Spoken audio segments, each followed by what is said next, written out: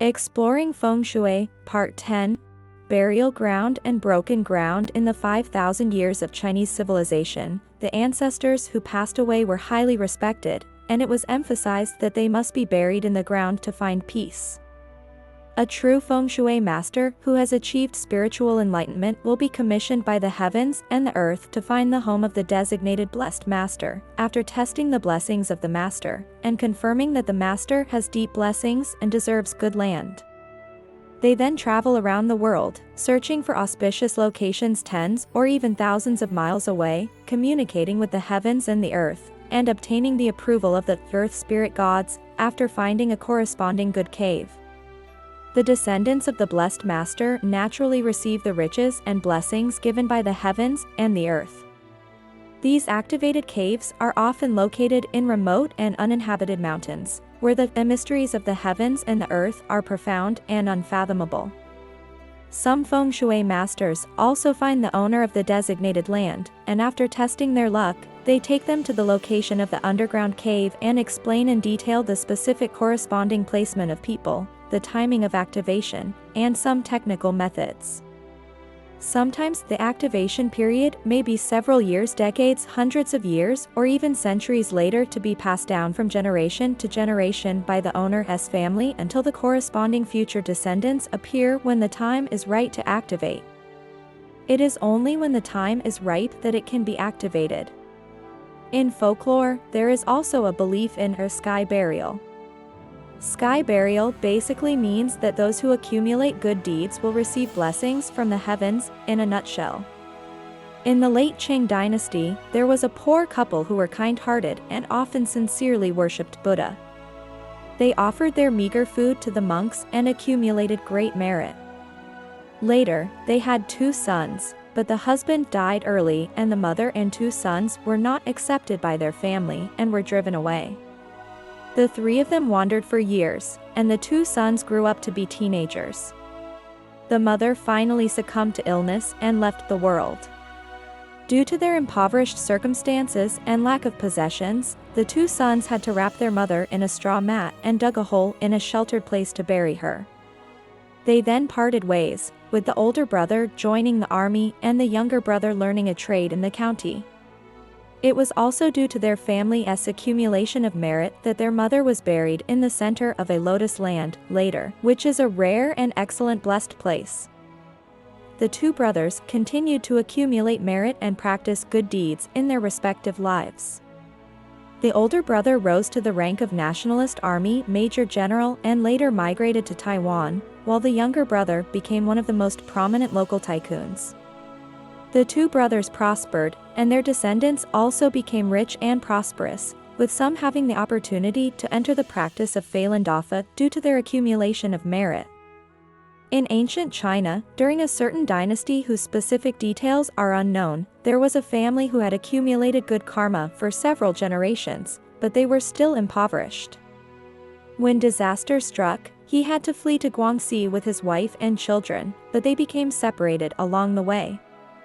The man was left alone, starving and freezing, and one night he found a circle of large stones in a field which provided some shelter from the cold. However, due to the stress of being separated from his family and the harsh conditions he had endured, he passed away during the night. Unknown to him, the spot where he had rested was a very auspicious location. Countless ants had carried dirt to the spot, and within a day, a large mound had formed.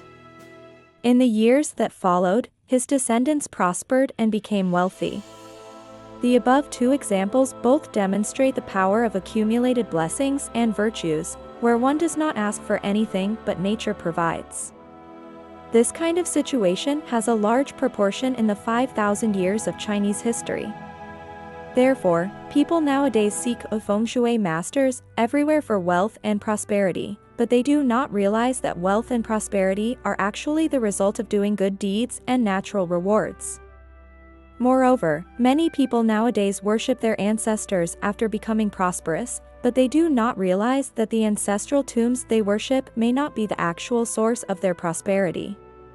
The real ancestral tombs that bring prosperity are often unknown to others, and even if someone knows, they may intentionally not tell future generations, because the location of these tombs often involves secret knowledge that should not be revealed to the public.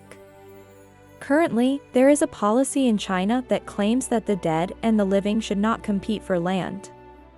Therefore, cremation is mandatory and burial is not allowed. Even if one is willing to pay, the remains must be placed in designated public cemeteries. Due to the influence of atheism, few people pay attention to the Feng Shui of public cemeteries. China has a history of 5,000 years, and there have been countless ancestors buried in the soil without any issues of the dead and the living competing for land. So why is this issue emerging now? It is simply a case of people making trouble for themselves. The concept of Feng Shui includes both auspicious burial sites and the destruction of such sites. Many underground tombs were destroyed before their time was up, leading to the rapid decline of the descendants. Although there are various methods for destroying such sites, even fraudulent Feng Shui masters are cautious and reluctant to attempt it. This is because destroying burial sites damages the yin virtue and can even harm lives. Some methods are very unique and skillful, but can also cause harm.